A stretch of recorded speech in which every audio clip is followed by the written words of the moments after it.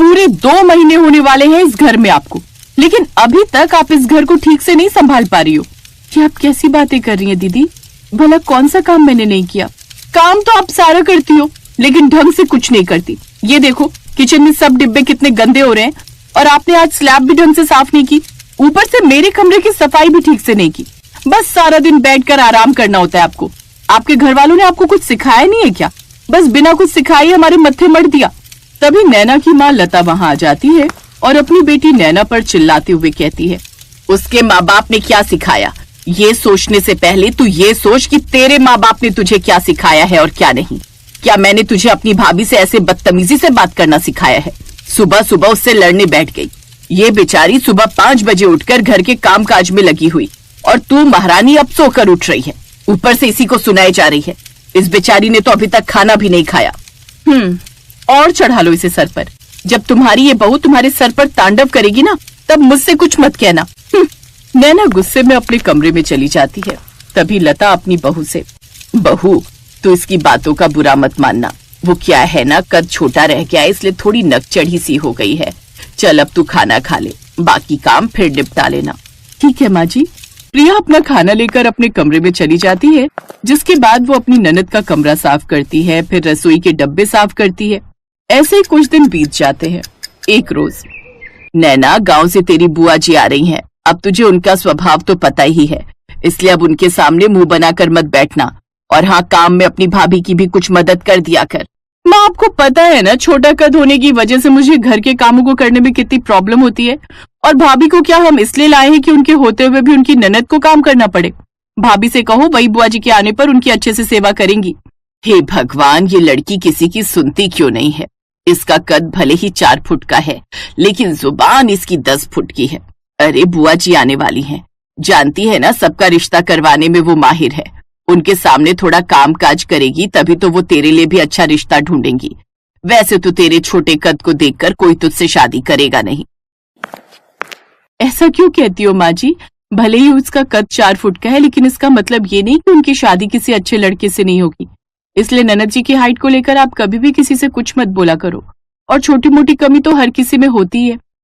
आप तो ज्यादा बोलो ही मत। ये सब सहानुभूति दिखाने की कोई जरूरत नहीं है। ये जो कुछ भी हो रहा है ना, आपकी वजह से ही हो रहा है। अगर आप घर का सब काम ठीक से कर लो तो मुझे कुछ कहने की जरूरत ही नहीं।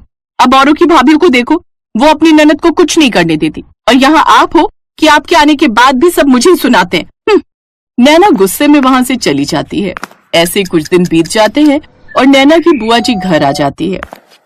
अरे भाभी कहाँ चली गई? बहू के आने के बाद भी खाना आप ही बना रही हो क्या? अब तो रसोई छोड़ दो। अगर मेरी भाभी आपकी जितनी अच्छी होती ना बुआ जी, तो चिंता की कोई बात ही नहीं थी। अब देखो ना, आप आई हो तो माँ गई है आपके लिए बाजार से कुछ लाने, लेकिन एक मेरी भाभी है जो कि बस कुछ करना ही नहीं चाहती और अपने कमरे में बैठी हो कि महारानी आराम से। तू भी न नैना, मुझे लगा था जैसे जैसे तेरी उम्र बढ़ रही है वैसे वैसे तेरी जुबान सुधर जाएगी, लेकिन तेरी जुबान तो अभी भी कैंची की तरह चलती है। इसे देखकर मुझे तो नहीं लगता कि तू कभी सुधरने वाली है। अब क्या करे, मैं तो बस सच बोलती हूँ। कड़वी तो लोगों को अपने आप लग जाती है, और मेरी हाइट कम है इसका मतलब ये तो नहीं कि मैं आप लोगों से डरने लग जाऊंगी। अच्छा जा, अब ज्यादा बक बक मत कर और मेरे लिए चाय बना कर ले आ, और साथ में पकौड़े भी तल देना। बुआ जी, अगर मैं चाय पकौड़े बनाकर लाऊंगी तो फिर भाभी क्या करेंगी? उसे क्या हम यहाँ महारानी बनाकर लाए हैं? तो क्या तूने उसे नौकरानी समझा हुआ है क्या? अब तू जाती है या मैं बताऊं तुझे? जा रही हूँ। उस महारानी को कुछ मत बोलना तुम सब, बस एक मैं ही खटकती हूँ सबको इस घर में। गुस्से में नैना रसोई में चली जाती है, लेकिन कम हाइट होने की वजह से वो स्लैब तक पहुंच नहीं पाती।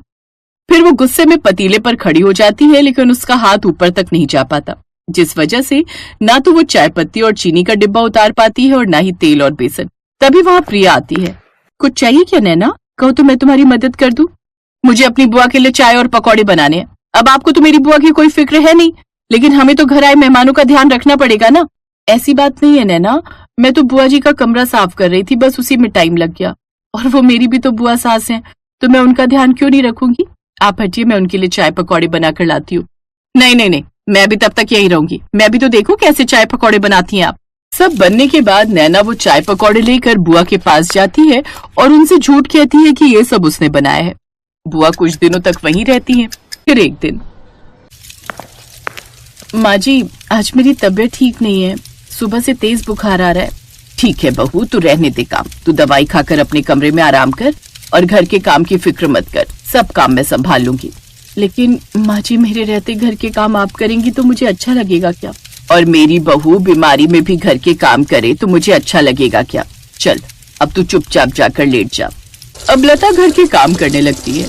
अपनी बूढ़ी माँ को बर्तन धोता देख नैना जोर जोर से चिल्लाने लगती है, माँ ये भाभी कहाँ गई? उसकी इतनी हिम्मत बढ़ गई कि अब वो आपसे घर के कामकाज भी करवाएगी। बुलाओ जरा उसको, आज मैं उनको बताती हूँ। अब मेरी बूढ़ी माँ से काम करवाएगी जिनकी तबीयत वैसे भी ठीक नहीं रहती। भाभी, ओ भाभी।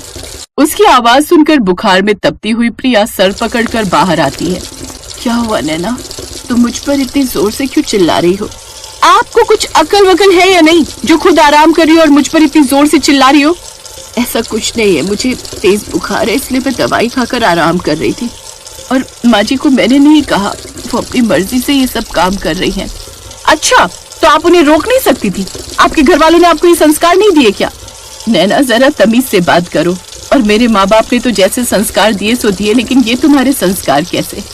मैं तुमसे बड़ी हूँ और तुम मुझसे कैसे बात कर रही हो? कल को तुम्हारी शादी होगी और तुम्हारी ननद तुमसे ऐसे बात करेगी, तब तुम्हें एहसास होगा।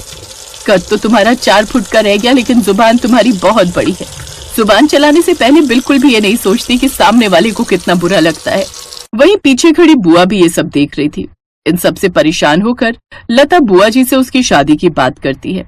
अब तो बस इसके लिए आप कोई जल्दी से रिश्ता देख लो, इसकी शादी होगी तभी से अपनी भाभी की अहमियत समझ आएगी। तुम ठीक कहती हो भाभी, अब इसे रास्ते पर लाने का यही तरीका है।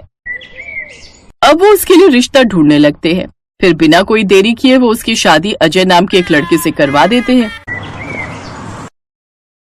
फिर शादी के बाद नैना की सास निर्मला अपनी बहू नैना से, बहू मैं और तुम्हारी ननद पूजा शॉपिंग पर जा रहे हैं, तब तक तू घर के सारे काम करके रखना।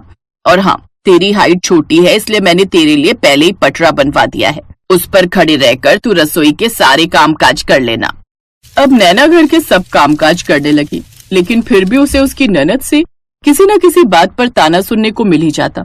अब जाकर नैना को अपनी भाभी की अहमियत समझ में आई और उसने अब इसके लिए अपनी भाभी से माफी मांगी और उसके बाद से कभी उनके साथ जुबान नहीं लड़ाई।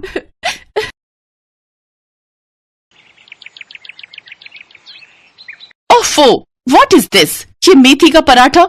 मुझे सैंडविच खाने का मन है, मुझे नहीं खाना ये मेथी का पराठा। आप दोनों कामचोर भाभीयों से एक ननद की फरमाइश भी पूरी नहीं होती। अगर एक ननद की जगह 3-4 ननद होती तो आप दोनों का क्या ही होता। ये दोनों तो मेरा काम भी भूल जाती हैं, पता नहीं कौन सा पहाड़ तोड़ती हैं सारा दिन। जाओ अब मेरी बेटी के लिए सैंडविच बनाकर ले आओ। दोनों भाभियां अपनी ननद के लिए सैंडविच बनाकर ले आती हैं और उसे खाने के बाद नव्या अपनी भाभियों से कहती है, आज मेरे ऑफिस में पार्टी है तो अब तुम दोनों मेरा मेकअप कर देना। बड़ी भाभी आप मेरा हेयर स्टाइल बनाना और छोटी भाभी तुम मेरा मेकअप कर देना, अभी मैं नहा कर आती हूँ। कुछ देर बाद नव्या तैयार होने लगती है तो दोनों भाभियां उसका मेकअप करती हैं। तभी छोटी भाभी नैना कहती है, दीदी आपका हाथ खाली है, मेरे पास बहुत सुंदर चूड़ियां रखी हैं, आप उन्हें पहन लीजिए। यू गंवार, तुम्हें इतना भी नहीं पता कि मॉडर्न वेस्टर्न कपड़ों के साथ चूड़ियां नहीं पहनी जाती? जी दीदी। फिर तैयार होकर नव्या ऑफिस चली जाती है। ऐसे ही एक दिन जब बड़ी भाभी सोनम पोछा लगा रही होती है तो नव्या जानबूझकर मूंगफली के छिलके वहां गिरा देती है। दीदी मैंने अभी यहाँ पोछा लगाया था और आपने। हाँ तो सफाई करते हुए तुम्हारे हाथों में दर्द हो रहा है क्या? तुम ऐसे नहीं मानोगी, ठहरो मैं अभी तुम्हें बताती हूँ। नव्या अपनी बड़ी भाभी सोनम का हाथ मरोड़ देती है। दीदी दीदी बहुत दर्द हो रहा है, छोड़िए मुझे। ये बहुएं तो मेरी बेटी को परेशान ही करती रहती हैं। अरे एक बार और फर्श को घिस लेती तो तेरा क्या जाता। लेकिन नव्या बेटी तू परेशान मत हो, तुझे बहुत जल्द इन दोनों से छुटकारा मिल जाएगा। वो कैसे? तेरे लिए बहुत बड़े घर का रिश्ता आया है, ये देख लड़के की फोटो। नैतिक की फोटो देखते ही पहली ही नजर में वो नव्या को पसंद आ जाता है। फिर 2 महीने बाद उसकी शादी नैतिक से हो जाती है।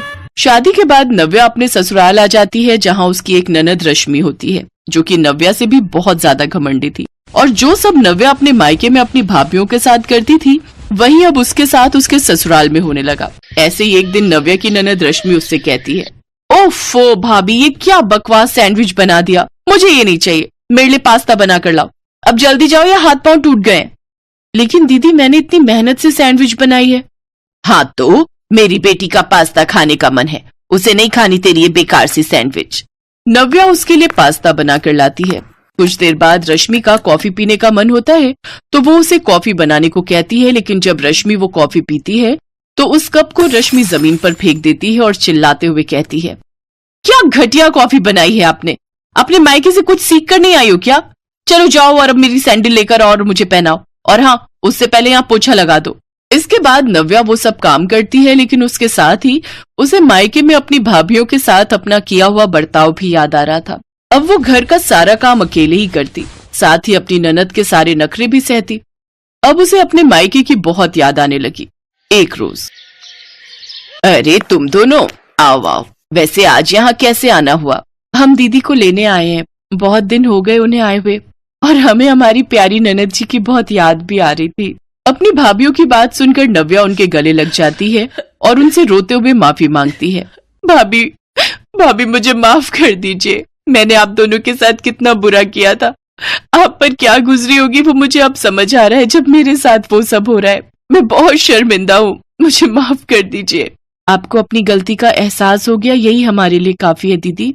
हाँ, अब तो हम बस यही चाहते हैं कि आप अपने ससुराल में सबसे मिलजुल कर और खुशी खुशी रहें। उन सबकी बातें सुनकर रश्मि और उसकी माँ को भी अपनी गलती का एहसास होता है और वो भी नव्या से माफी मांगती है। इसके बाद नव्या अपनी भाभीयों के साथ कुछ दिन के लिए मायके आ जाती है, जहाँ वो उनके साथ खुशी खुशी रहने लगती है।